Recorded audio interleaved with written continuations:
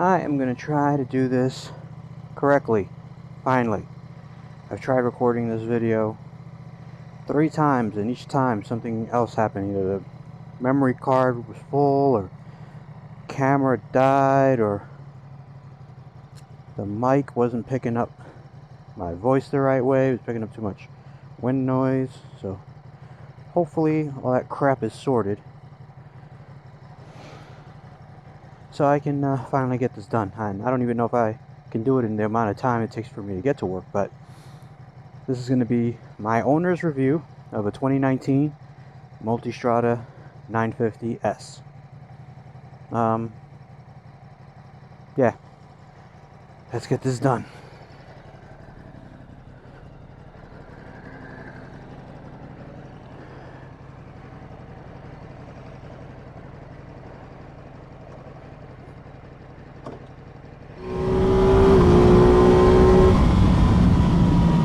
So, my review. Where to start off? First and foremost, this bike really surprised me. The last bike that I bought was the 850 GS, the BMW, and that was going to be with the intention of touring. Touring with my lady. So, bought that, started riding it, loved it. I said, okay, the idea is good. We can tour on this one, so let's do some tours. So then I started looking at a second bike, to get for myself, because she rides herself. She doesn't ride pillion or passenger. She rides her own bikes, which is what I prefer. I like the fact that she rides her own. So, after seeing what the BMW could do, I decided to tweak it a little bit more for her, but that bike's going to end up being strictly her bike for touring. I started looking for something else for me. So that's when I came across an incredible deal on this leftover, 2019 Multistrada 950S. To that point, I hadn't known, I didn't know much about the 950S. I knew about the 1260, and I've seen reviews about that, and everyone seemed to have loved that bike. Then I started to look into this and found out that it's basically got everything that the 1260S has, just minus the 1260 motor. Has all the electronics and everything. So I was intrigued. I found a few reviews online for it. Everyone loved it. So I took a dive, and this came up. The price was incredible. Something like $4,000, a little more than $4,000 off MSRP. So I jumped on it, and plus Ducati's offering 0% for 16 months or something. So if a company wants to give me money, I'll take it. I'll keep my money in the bank and I'll finance at 0%. It's a no-brainer. So here's my review. Let's start with the suspension, because the suspension is what surprised me the second most. I had never ridden a bike with a fully adjustable electronic suspension front and rear. The BMW 850 GS just has an adjustable rear, and even then it's like I believe you don't have full control over it. You can just set it into different general settings, whereas the Skyhook suspension here, you can really fine-tune it. You can go full nerd mode on it and just really dig into it if you want to. And the bike changes into a different bike. It really does have different personalities, according to how you set it. It's beautiful. It's so nice to be able to ride to the fun roads, which are about an hour away from our house. Ride to the fun roads, put it in sport, set it to how I like it, which is a little more on the firm side, rail through all the corners, rail through the twisties, have a blast, push the bike as hard as I can push it, and never feel limited by the bike. I never feel like the bike is holding me back in any way. It's communicative. I can feel what everything's doing, how it's working. Great. But then to just jump on the highway back home, flip it into touring mode, and the touring mode tuned to the way I specifically want that mode tuned, and cruise all the way back home in pure comfort. Oh, it's a thing of beauty. You know, that's I might be showing my old age, but wow, for me that's amazing. That's just simply amazing. So that's one thing.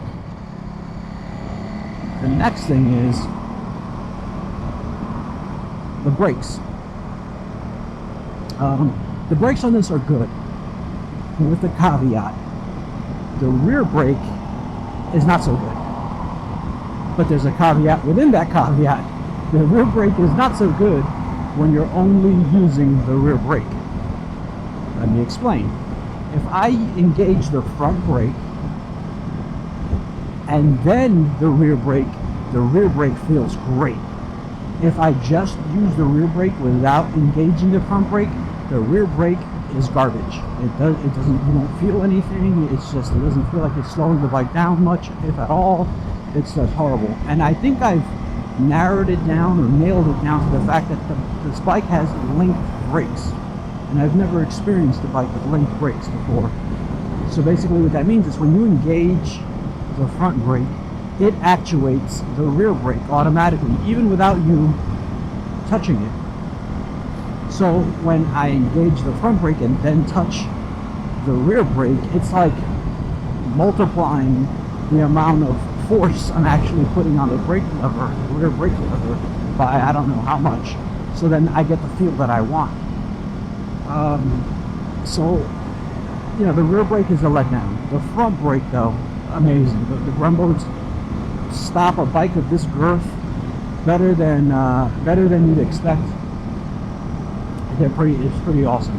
And in typical Brembo, you know, you have more than just the power. You have good modulation, good feel.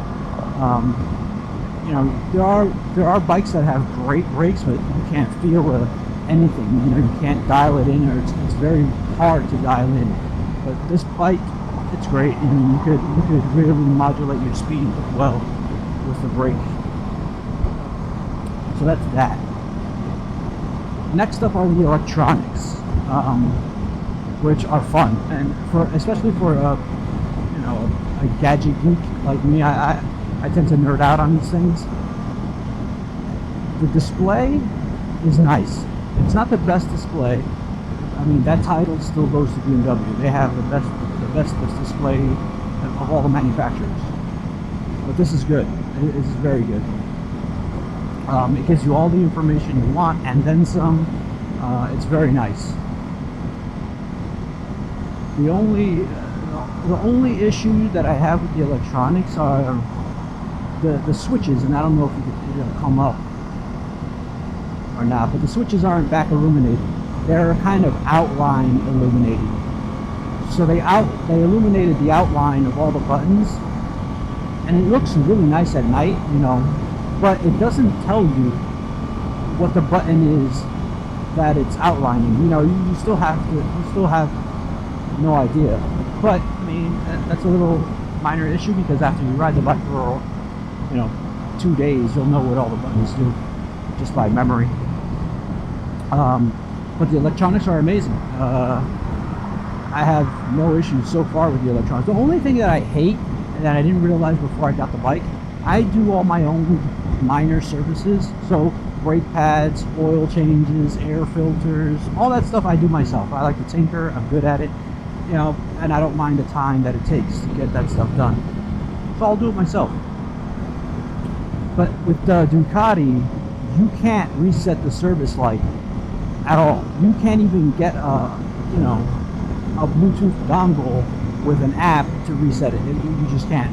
You have to take it to the dealer, which is that kind of sucks. I don't understand why I'm not allowed to just go in there and say, hey, reset that. You know, I understand they want to They want your dealer to do it. They want to drive that business to the dealerships. But I don't know. I guess that maybe that's not an issue as much outside of the U.S. because most people take their bike to the dealership. But I know in the U.S., a lot of us like to just work on our own bikes. You know, we can get the service manual, and you can do everything yourself. The only thing I won't be doing by myself on this bike is the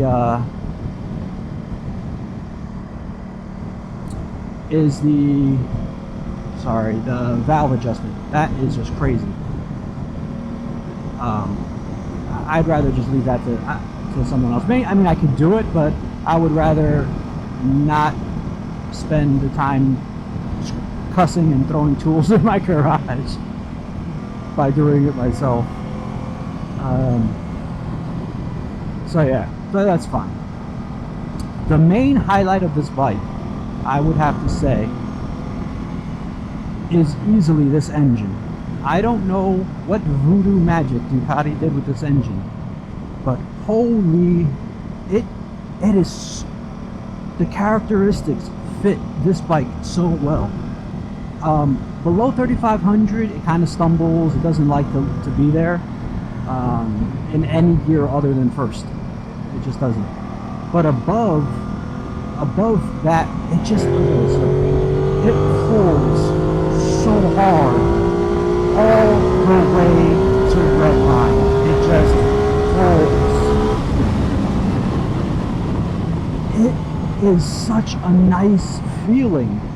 The engine gives you everything it has until it has no more. I would love to see a dyno chart of this bike because I have a feeling it's just flat, just a steady climb until red line where it tapers off, which is amazing. It's just amazing to me. So I absolutely fell in love with that. Now, what are some niggles? Some things that I think they messed up on. For the price that they're asking for this bike, there's no reason that it shouldn't have heated grips standard. Plus, you know, for the function of what this bike is, it's a touring bike. Why do I have to pay $350 extra plus installation to get heated grips? That's stupid.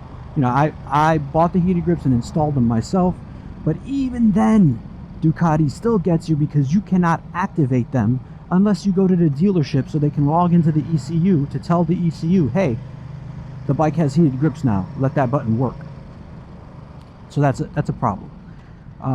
The other issue is there's no center stand, and again, for a bike at this price, it really should have a center stand. It really should. So what are my final thoughts here as I get close to work? I would buy this bike again in a heartbeat. In a heartbeat, I would buy this bike again. And for me, that's the biggest compliment I could pay it. No bike is perfect. But if I can say I would buy a bike over again, the bike's good. This bike is very good. The only before I run out of time, the other issue that I've had is the quick shifter. If you're railing through the gears, you can sometimes get a false neutral from 5th to 6th if you're not very deliberate with your gear shifts.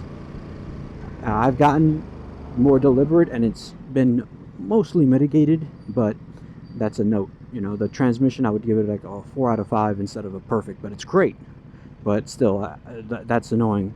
But yeah, I love the bike. I love this bike.